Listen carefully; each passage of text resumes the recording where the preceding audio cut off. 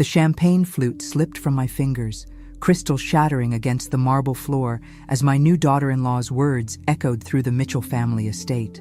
"This is the family embarrassment we're stuck with," Samantha had announced to her wealthy parents with that practiced smile of hers, her manicured hand barely grazing my shoulder. The entire wedding reception seemed to pause, 200 guests turning to stare at the 55-year-old woman in the understated navy dress. That's when Robert Mitchell's face went white as his tuxedo shirt. If you're watching this, subscribe, and let me know where you're watching from. Let me backtrack to how we got here, because, honey, this story is about to get interesting. My name is Margaret Thompson, but most people call me Maggie. I've spent the last 15 years perfecting the art of being strategically invisible, which turns out to be excellent training for what comes next. My son David had been dating Samantha for 8 months, and I'd met her exactly twice before today. 2 brief dinners where she'd asked pointed questions about my modest lifestyle and whether I might need assistance with expenses as you get older. The wedding itself was spectacular, I'll give them that. The Mitchell estate sprawled across 50 acres of perfectly manicured Connecticut countryside, complete with a chapel that could seat 300 and gardens that must have cost a fortune. Samantha floated down the aisle in a dress that probably cost more than most people make in months, and David looked happier than I'd seen him since his father died. I'd chosen my outfit carefully, a navy blue dress from a nice department store paired with my grandmother's pearl necklace. Nothing flashy, nothing that would draw attention. I'd learned long ago that the key to maintaining certain privacy was to look exactly like what people expected to see. A widow living comfortably but modestly on her late husband's engineering pension and life insurance. The ceremony was beautiful, even if I did notice Samantha's mother, Patricia, sizing me up like I was something that didn't quite belong. The reception was where things got interesting. The Mitchell family had spared no expense, with ice sculptures, a 12-piece orchestra, and enough flowers to open their own shop. I'd found a corner table, watching my 32-year-old son dance with his new wife when Samantha approached with her parents in tow. "Mom and Dad," she'd said with that sugar-sweet tone that made my teeth ache, "I want you to meet David's mother." Then came the words that changed everything. Robert Mitchell's champagne flute had frozen halfway to his lips. His eyes locked on my face with an expression of dawning recognition that made my stomach flip. "Margaret Thompson," he whispered, and suddenly, I wasn't invisible anymore. "Wait, aren't you the woman from the Mitchell Holdings acquisition meeting 3 years ago? Aren't you that mysterious investor who bought my company?" Robert Mitchell's words cut through the reception noise like a knife through silk. The color drained from Samantha's face as she looked between her father and me, confusion replacing her earlier smugness. Patricia Mitchell's diamond bracelet caught the chandelier light as her hand flew to her throat, and I could practically hear the gears turning in her socialite brain. The truth is, most people don't know what real wealth looks like. They expect diamonds and designer labels, flashy cars and obvious displays. What they don't expect is a woman in a simple but elegant dress who shops at normal stores and drives a reliable sedan. That's exactly what I've been counting on for the past 15 years. It started with my late husband Tom's invention, a small piece of technology that revolutionized smartphone battery efficiency. We were both engineers, Tom and I, working for a tech company in Silicon Valley back in the early 2000s. When Tom developed his power management system in 2010, we thought maybe we'd make enough to retire comfortably. We had no idea we were sitting on a gold mine. The patent sold for $22 million in 2012. $22 million. David was 24 then, fresh out of graduate school with his marketing degree and full of dreams about building his own career. Tom and I made a decision that day that would shape the next 13 years of our lives. We told David we'd gotten a substantial settlement, enough to be very comfortable, but nothing extravagant. He never questioned it, probably assumed it was a few million at most. What David didn't know was that $22 million was just the beginning. Tom and I took that money and started investing systematically. Conservative blue-chip stocks at first, then growth companies as we learned the market. Real estate in emerging areas, tech startups with solid fundamentals. Tom had a gift for spotting undervalued opportunities before the market caught on. By the time he died 5 years ago in 2020, our portfolio was worth over $800 million. $800 million. the same amount I'd later use to acquire Mitchell Holdings 2 years after Tom's death. The irony was delicious. While Samantha had been giving me concerned looks and asking if I needed help managing my finances as I got older, I'd been the anonymous investor who'd rescued her father's failing company. The same company he'd nearly destroyed through overexpansion and poor debt management, forcing him to accept a buyout from what he thought was a corporate investment firm. That investment firm was a shell company controlled by me. I'd bought Mitchell Holdings not out of malice, but because it was fundamentally sound beneath Robert's mismanagement. The company had good bones, solid customer relationships, and talented employees. Under proper financial oversight, it was thriving again. The man who'd just been called a family embarrassment had been living off my business decisions for the past 3 years. "I'm sorry," I said quietly, looking directly at Robert. "I think you have me confused with someone else." But we both knew he didn't. I could see the recognition in his eyes, the memory of that boardroom meeting where I'd sat quietly while my attorneys handled the negotiations. He'd barely acknowledged me then, assuming I was just someone's wife along for the formalities. Now, as Samantha stared at us both with growing alarm, I realized my carefully maintained discretion was about to become very complicated. The next morning, I sat in my comfortable apartment sipping coffee from my favorite mug, watching David pace across my living room like a caged animal. He'd called at 7 a.m., demanding answers to questions I wasn't ready to address. Sleep had been impossible after the reception, my mind replaying Robert Mitchell's recognition and the panic I'd seen flash across Samantha's eyes. "Mom, you have to help me understand what happened last night," David said, running his hands through his hair the same way he had as a frustrated child. "Robert Mitchell pulled me aside after you left and asked some very pointed questions about Dad's patents and your investment activities. I'd slipped out quietly after Robert's revelation, claiming exhaustion. The truth was, I needed time to think.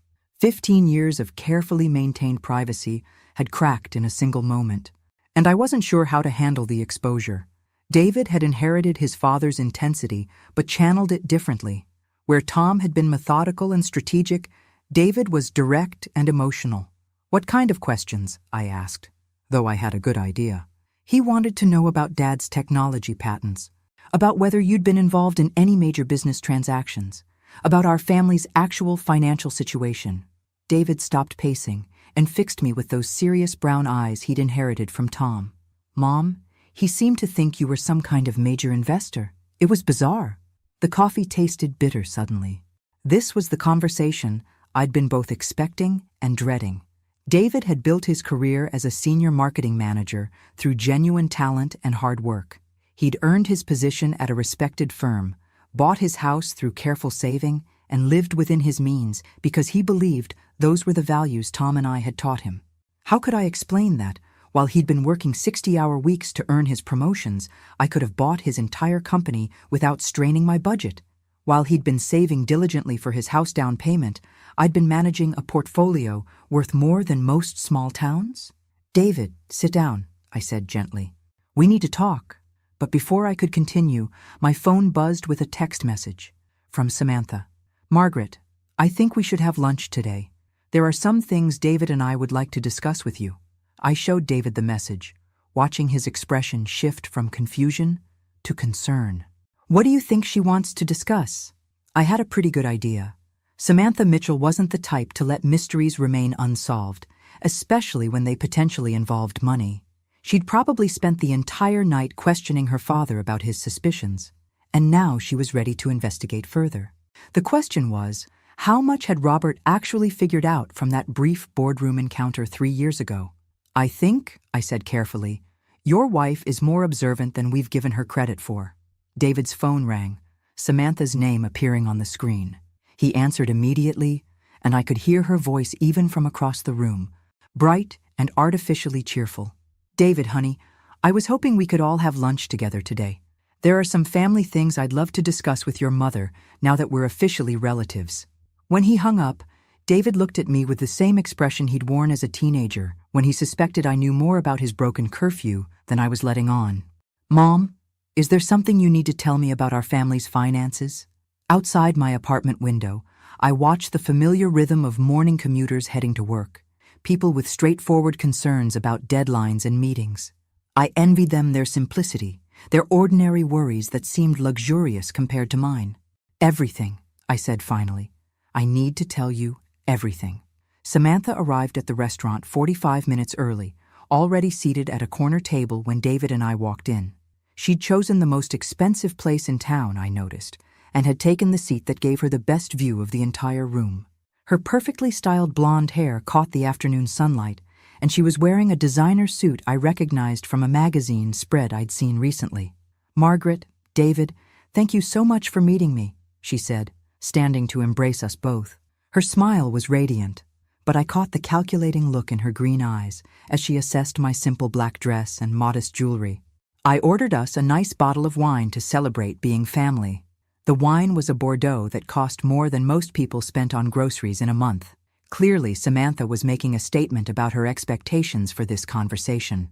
"This is lovely, dear," I said, settling into my chair, "though perhaps a bit extravagant for a casual family lunch." "Oh, I don't think anything about our family is casual anymore," she replied, her smile never wavering. "I spent some time last night talking with Daddy about his business experiences, and he shared some fascinating stories about corporate acquisitions and anonymous investors." David looked between us, clearly sensing undercurrents he didn't understand. "Samantha, what does this have to do with lunch?" She ignored him, focusing entirely on me. "You know, Margaret, I majored in business at Wharton. I find corporate finance absolutely fascinating, especially complex investment structures and shell companies. Daddy mentioned that when Mitchell Holdings was acquired, the buyer was remarkably discreet." I sipped my wine and waited. Let her make the first real move. "The interesting thing about discreet investors," she continued, "is that they often have very good reasons for maintaining their privacy, usually involving substantial wealth that they prefer to keep out of public attention." "That sounds reasonable," I said calmly. Samantha leaned forward slightly, her voice taking on the tone of someone sharing a delicious secret. "Daddy said the woman in the acquisition meeting was quiet, elegant, and seemed to defer to her attorneys, but he remembered thinking at the time that she had the bearing of someone accustomed to making significant decisions." David was staring at me now, pieces beginning to fall into place in his mind. "Mom?" Before I could respond, Samantha pulled out her phone and showed us a photograph. It was a news article from 3 years ago about the Mitchell Holdings acquisition, including a small photo from the signing ceremony. There, partially obscured by lawyers and corporate executives, was a woman in a navy blue dress whose face was barely visible. "The photo quality isn't great," Samantha said conversationally. "But the woman's posture, her height, even the way she holds her purse, it's remarkably similar to yours, Margaret." The silence stretched between us as David studied the photo, recognition dawning in his expression. I had to admire Samantha's thoroughness, even as I felt my carefully constructed privacy beginning to unravel. "That's quite a coincidence," I said finally. "Isn't it?" Samantha's smile had a sharp edge now. "Of course, coincidences happen all the time. Like how my family's financial difficulties began right around the time someone paid $800 million for Daddy's company. Or how that same mysterious investor seemed to vanish completely after the acquisition, almost like they preferred to remain anonymous." David set down his wine glass with shaking hands. "Mom, please tell me you're not who she thinks you are." I looked at my son, at the young man I'd raised to value honesty and integrity above all else, and realized that 15 years of well-intentioned deception had finally caught up with me. "David, there are some things about your father's patents and our investments that I never explained to you." Samantha's triumph was evident in every line of her perfectly composed face. But as I watched her savor what she clearly thought was her moment of victory, I found myself wondering if she had any idea what she'd just unleashed. 3 days later, I sat in my financial advisor's downtown office, watching James Harrison review the documents I'd requested. The lunch with David and Samantha had ended with my son storming out after I'd confirmed his worst suspicions, and his new wife making veiled suggestions about family financial planning and shared responsibilities. Now I needed to understand exactly what position I was in. "Margaret, I have to say, this is an unusual request," James said, adjusting his wire-rimmed glasses as he studied the Mitchell family financial profile spread across his mahogany desk. "Why the sudden interest in your daughter-in-law's family background?" I'd called James the morning after our disastrous lunch, asking for a comprehensive analysis of the Mitchell family's current financial situation. What I'd learned was more complex than I'd expected, because I didn't realize when I bought Mitchell Holdings that I was acquiring my future daughter-in-law's inheritance. James's eyebrows shot up. Your daughter-in-law? The one who just married David? When I nodded, he let out a low whistle. That's complicated. Tell me something I don't know. He pulled up several files on his computer, cross-referencing data I'd requested. All right, let's walk through this chronologically. In 2021, Mitchell Holdings was struggling with debt service on expansion loans they'd taken in 2019. Robert Mitchell had overextended the company, buying smaller competitors, and when the economy tightened, they couldn't service the debt load. I remembered that acquisition well. It had been one of my more strategic investments, buying a fundamentally sound company at a discount because of temporary financial stress. What was the family's expectation at that time? According to the financial records we've obtained, Samantha Mitchell had been positioning herself as the eventual successor to her father. She'd worked there summers during college, completed her MBA with a focus on family business management, and had been telling people she'd be taking over the company after a transition period. The pieces were fitting together in an uncomfortable way. So when I acquired the company and brought in professional management, I eliminated her expected career path. More than that, you eliminated what she saw as her birthright. James pulled up another document. Here's where it gets interesting.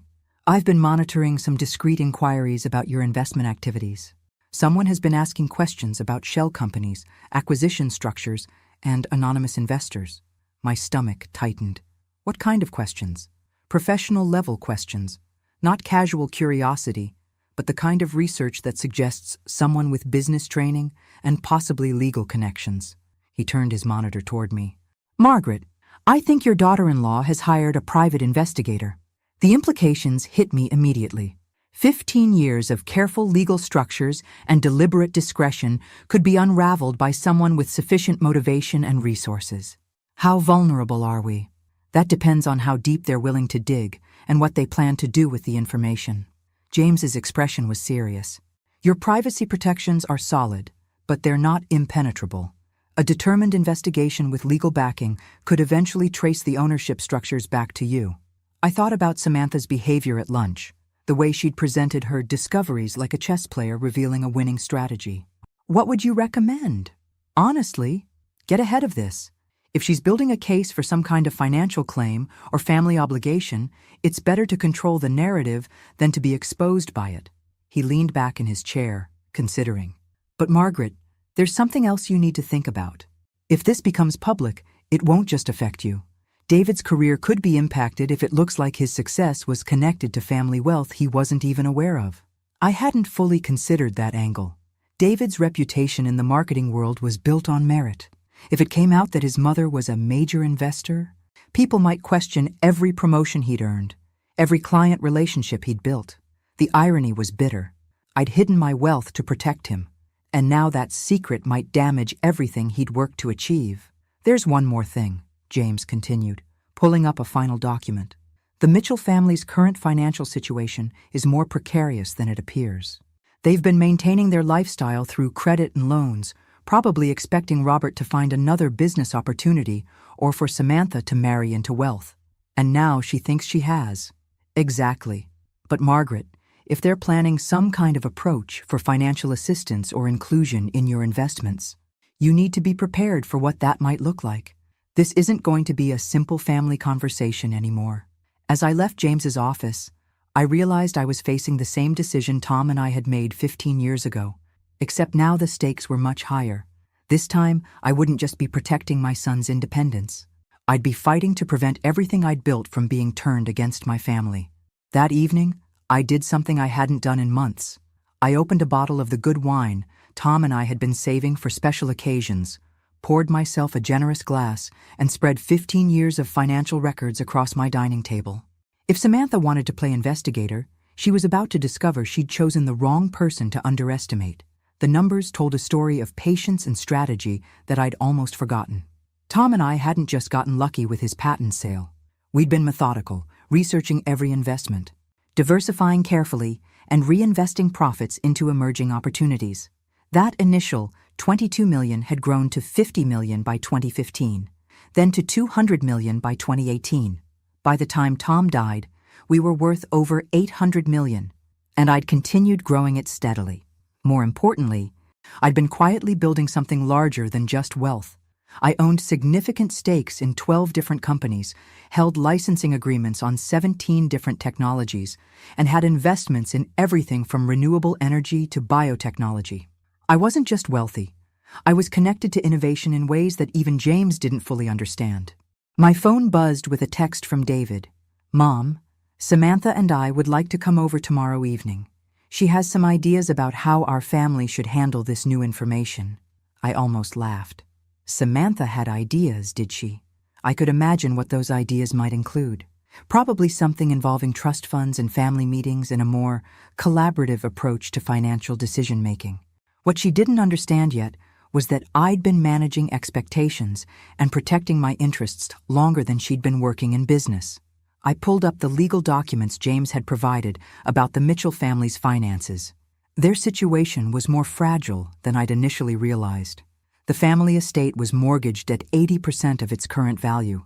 Their investment accounts had been systematically depleted to maintain their lifestyle, and they had significant credit obligations tied to Robert's assumption that he'd eventually monetize his business relationships.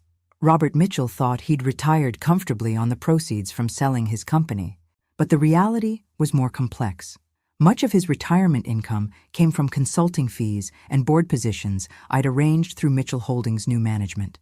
His comfortable lifestyle was more dependent on my continued ownership than he realized.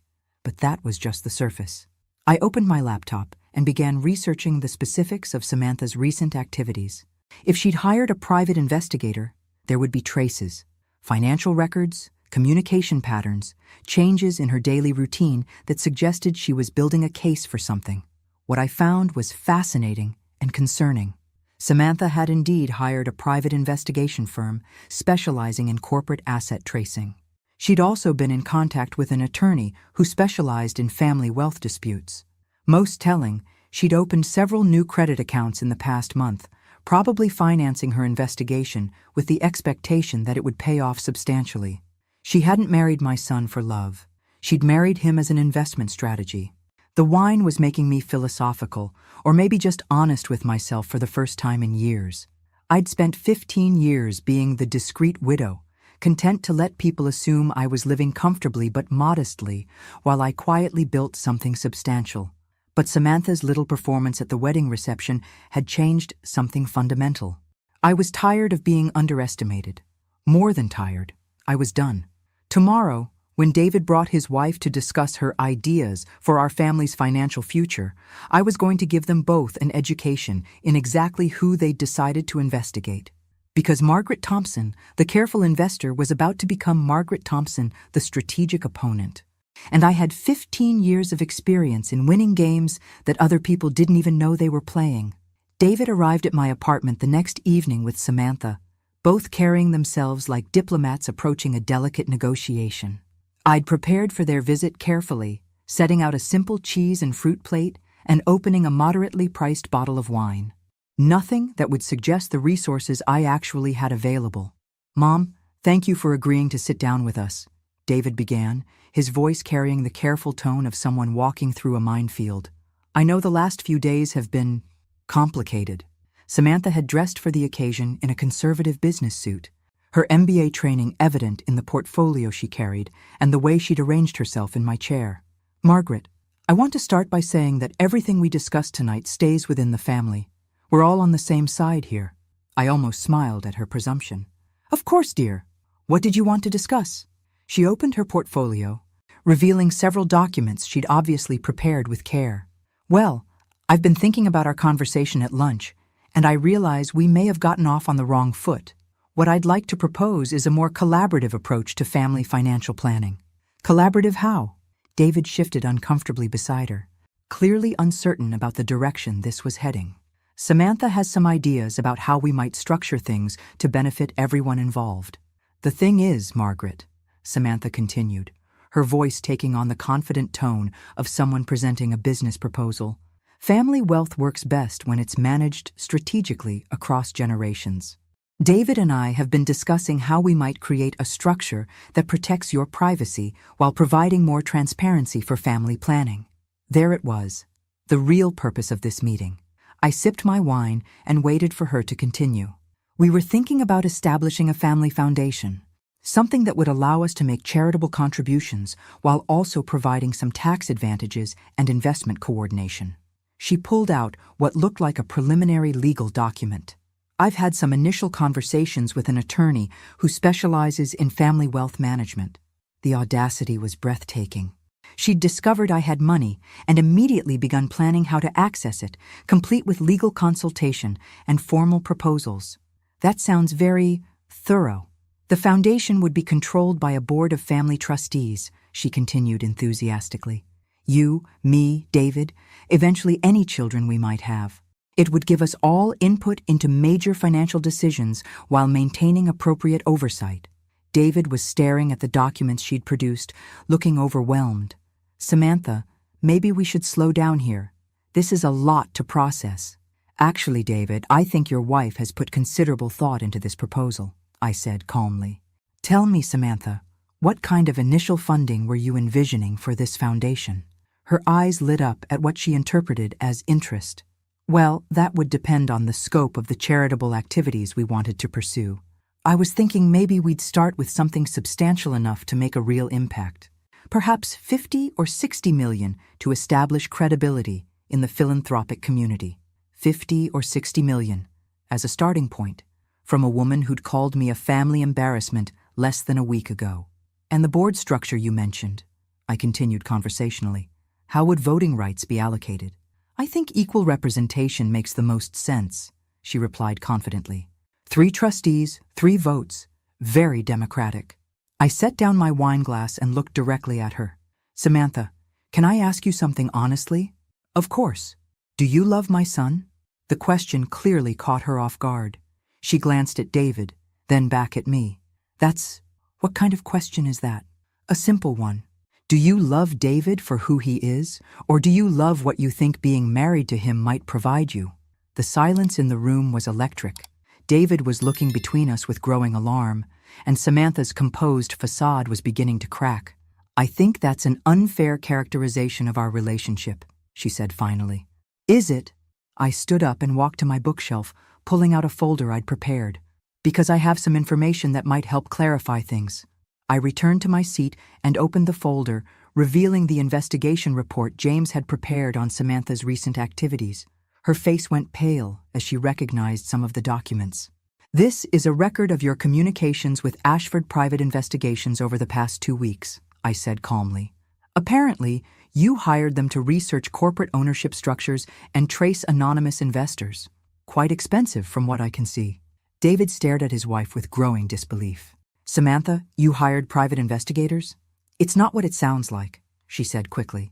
I was just trying to understand our family's financial situation better.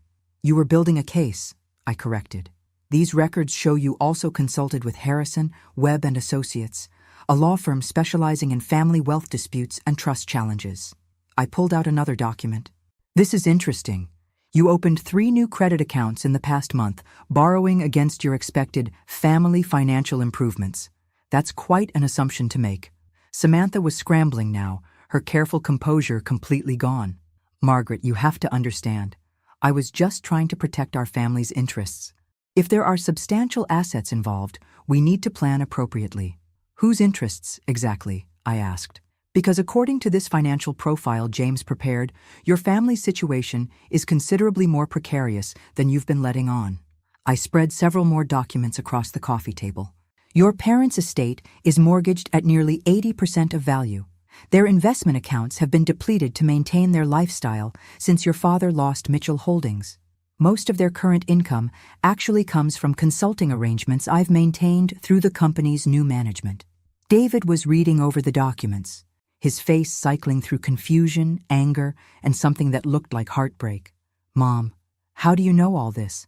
Because, David, when someone tries to investigate me, I investigate them back. And what I found is that your wife's family has been living on borrowed time and borrowed money for the past 3 years. Samantha found her voice, but it was shaky now. That doesn't change the fact that we're family now, that we should be working together instead of against each other. You're absolutely right, I said, standing up and walking to my window. We should be working together. The question is, what kind of work did you have in mind? I turned back to face them both. Because here's what I think happened.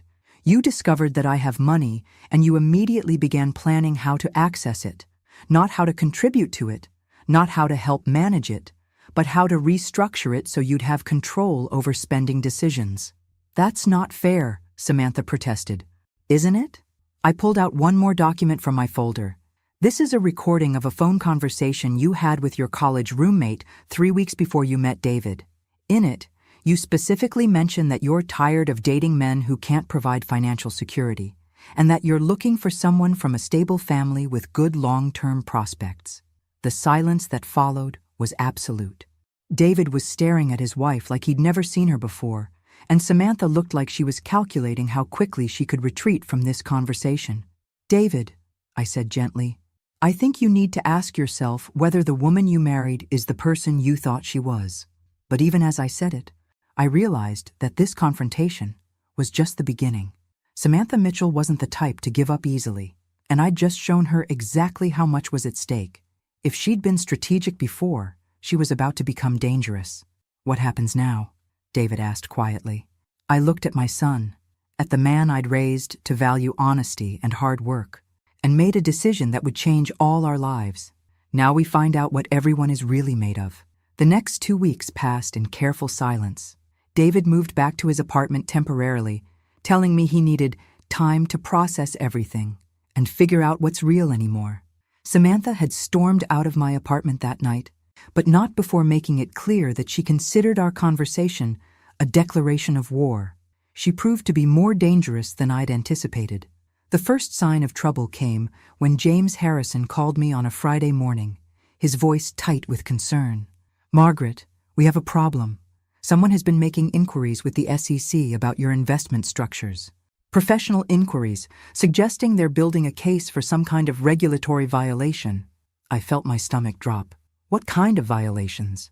Failure to properly disclose beneficial ownership in publicly traded companies, potential insider trading around some of your acquisitions, questions about whether your shell companies properly reported their activities. He paused. Margaret, this isn't casual curiosity anymore. Someone is trying to build a legal case against you. I knew exactly who that someone was. How serious is this? It depends on what they find and what they intend to do with it. Your structures are legal, but complex financial arrangements can sometimes look suspicious to regulators who don't understand the full context. If they file a formal complaint, you could be looking at months or years of investigation, even if you're ultimately cleared. The implications were staggering. Not just the legal costs and time, but the publicity that would destroy the privacy I'd maintained for 15 years. What would you recommend? Honestly, end this before it gets worse. Whatever family dispute triggered this investigation needs to be resolved quickly, because regulatory scrutiny has a way of expanding beyond the original complaint. I hung up and sat in my apartment, thinking through my options. Samantha had escalated from private investigation to potential legal warfare, probably hoping to force me into a settlement rather than risk public exposure. It was actually a clever strategy, if morally questionable. My phone rang. David's name appeared on the screen. Mom, we need to talk. Something's happened. He arrived an hour later, looking haggard and older than his 32 years. Samantha's filed for separation, he said without preamble. Her lawyer says she's concerned about potential financial liabilities from undisclosed family assets. I almost admired her thoroughness. By filing for separation, she was protecting herself legally while positioning for a potential divorce settlement. I'm sorry, David. Are you? He looked at me with eyes that held more pain than anger. Because it feels like you orchestrated this whole thing, like you wanted my marriage to fall apart so you could prove some point about her motivations. The accusation hit harder than I'd expected. David, I never wanted your marriage to fail. I wanted you to understand who you'd married before it was too late to make an informed choice. By destroying her family's financial security, by investigating her like she was a criminal, he shook his head. Mom, I don't even know who you are anymore. That hurt, but I pushed through it. I'm the same person who raised you to value honesty and integrity. The same person who wanted you to succeed on your own merits rather than family money. And look how that turned out, he said bitterly. My wife is leaving me. Her family's financial situation is collapsing, and now I find out my mother is some kind of corporate mogul who's been lying to me for 15 years. I wanted to reach for him, to comfort him the way I had when he was a child with a scraped knee or a broken toy. But the distance between us felt unbridgeable.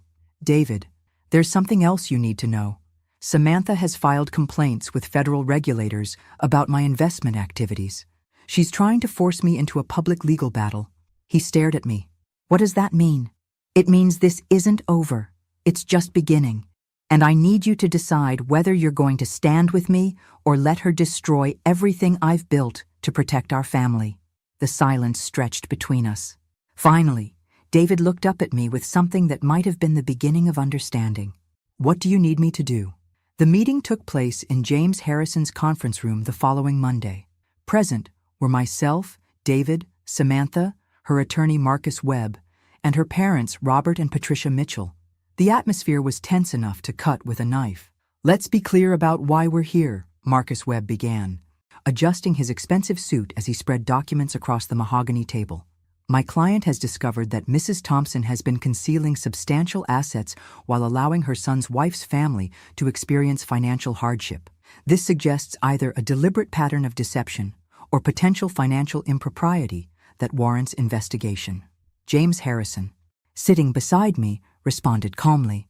Mr. Webb, Mrs. Thompson's financial activities are completely legal and properly reported.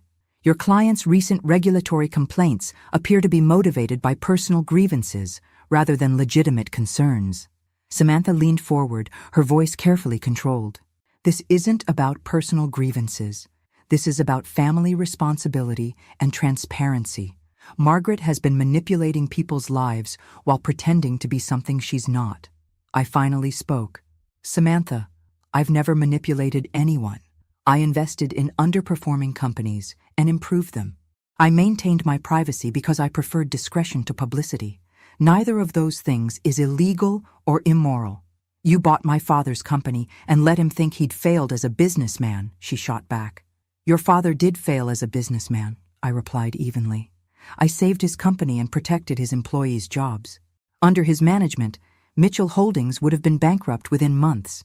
Robert Mitchell, who'd been silent until now, cleared his throat. Mrs. Thompson, I appreciate what you did for the company, but you can't deny that you've been strategic about concealing your involvement in our family's affairs. Strategic? Yes. Deceptive? No. You never asked about my investment activities, and I had no obligation to volunteer the information. Marcus Webb pulled out a thick folder. Mrs. Thompson, we have evidence that you've used your financial position to manipulate multiple situations involving my client's family. The consulting fees paid to Mr. Mitchell, the timing of various business decisions affecting their financial stability, even the investigation into my client's personal activities. Evidence of what, exactly? James asked. Of a pattern of control and manipulation designed to maintain power over this family's financial future. I looked around the table at these people who thought they understood the game they were playing. Mr. Webb, let me make something very clear. I don't control your client's family. I don't owe them money, I don't owe them explanations, and I certainly don't owe them access to my assets. But you do owe your son honesty, Samantha interjected. And you owe your daughter-in-law basic respect. Respect? I felt something cold settle in my chest. You introduced me as a family embarrassment at your wedding reception. You hired investigators to research my private affairs. You filed regulatory complaints to try to force me into a financial settlement. And now you want to lecture me about respect? The silence that followed was deafening. David, who'd been quiet throughout the meeting, finally spoke. What do you want, Samantha? What would it take to end this? She exchanged glances with her attorney, then looked directly at me. I want a formal family financial agreement, something that establishes clear expectations and responsibilities for all parties. What kind of responsibilities? I asked. Marcus Webb pulled out another document. We're proposing a family trust structure with shared governance and defined distribution policies. Mrs. Thompson would contribute a substantial portion of her assets to the trust, which would be managed by a family board for the benefit of all members. I almost laughed at the audacity. You want me to put my money into a trust controlled by a committee that includes people who've been investigating me and filing complaints against me. We want a fair arrangement that protects everyone's interests, Samantha said. I stood up and walked to the conference room window, looking down at the city street where people were going about their normal lives, oblivious to the financial warfare being conducted 20 floors above them. I have a counterproposal, I said finally. I turned back to face the room. Samantha, you have 72 hours to withdraw all regulatory complaints and cease all investigation activities. In return, I'll provide a settlement that allows you and your parents to maintain your current lifestyle without further interference from me. What kind of settlement? Marcus Webb asked suspiciously. $5 million. One-time payment. In exchange, you sign agreements never to contact my son or me again. The room went completely silent. David stared at me in shock. Mom, you can't be serious. But I was completely serious.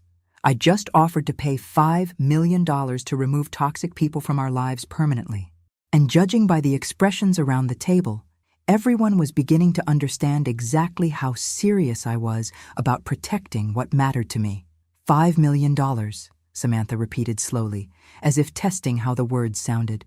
To never contact David again. That's correct. Marcus Webb was already calculating. I could see it in his eyes. $5 million was more than his client could hope to win in any legal proceeding, and it came without years of litigation risk. Mrs. Thompson, that's a generous offer, but it seems designed to break up a marriage rather than resolve a family dispute. Mr. Webb, the marriage was already broken. I'm simply offering to pay for a clean ending rather than a messy one. David stood up abruptly. Mom, stop. Both of you, just stop. He looked around the room with an expression of complete disgust. This is insane. We're sitting here negotiating the price of my marriage like it's a business transaction. Isn't that exactly what it's been? I asked gently. He turned to Samantha, his voice carrying a pain that made my heart ache. Samantha, I need you to answer something honestly. Did you marry me because you loved me, or because you thought I came from money? The silence stretched for nearly a full minute. David, that's not a fair question, she said finally. It's the only question that matters. I watched my son's face as he waited for an answer that never came. In that silence, 15 years of careful parenting choices, financial discretion, and protective secrecy crystallized into a single moment of clarity. $5 million, I repeated, looking directly at Samantha. Plus, I arrange for your parents to keep their house and your father to retain his consulting position at Mitchell Holdings. You sign the papers and walk away from my family. And if I refuse? I smiled, and for the first time in this entire ordeal, it was completely genuine. Then you get nothing. Your parents lose their house, your father loses his income, and you spend the next several years in legal proceedings that will cost you far more than you could ever hope to win. Marcus Webb was whispering urgently in Samantha's ear, probably explaining the mathematical reality of the situation. $5 million in hand versus years of expensive litigation with an uncertain outcome. I need time to consider this, Samantha said. You have until noon tomorrow. After that, the offer expires, and you deal with the consequences of the complaints you've filed. As the meeting broke up, David lingered behind while the others filed out. Mom, did you really just buy my freedom from my wife? No, sweetheart. I just gave you the information you needed to make your own choice. He was quiet for a long moment. What if she takes the money? Then you'll know exactly who she was, and you can move forward with your life. And if she doesn't? Then you'll still know who she was. And I'll make sure she regrets trying to manipulate our family. David looked at me with something that might have been admiration mixed with fear. When did you become so ruthless? I thought about the question seriously. I think I always was, David. I just never had a reason to show it before. The next morning at 11:47 a.m., Marcus Webb called James Harrison to accept the settlement offer. By 5 p.m., the papers were signed and the money transferred. Samantha took the $5 million and disappeared from our lives as completely as if she'd never existed. David filed for divorce the following week, citing irreconcilable differences. 6 months later, he called me on a Sunday evening. Mom, I met someone. Her name is Sarah, she's a teacher, and she has no idea you're wealthy. How do you know? Because when I told her my mother lived in a nice apartment and drove a reliable car, she said that sounded like the kind of woman who had her priorities straight. I smiled, feeling something relax in my chest that had been tense for years. She sounds perfect. When do I get to meet her? Next Sunday. But Mom, when we have dinner, can you just be the woman who raised me to work hard and treat people with respect? Can you leave the corporate mogul at home? I laughed, realizing that after 15 years of hiding who I was, I'd finally learned the difference between being invisible and being private. Of course, sweetheart, but if she turns out to be investigating our family finances, all bets are off. Deal, he said, and I could hear him smiling through the phone. For the first time in months, the future looked exactly as bright as I'd always planned it would be. Thanks for listening. Don't forget to subscribe and feel free to share your story in the comments. Your voice matters.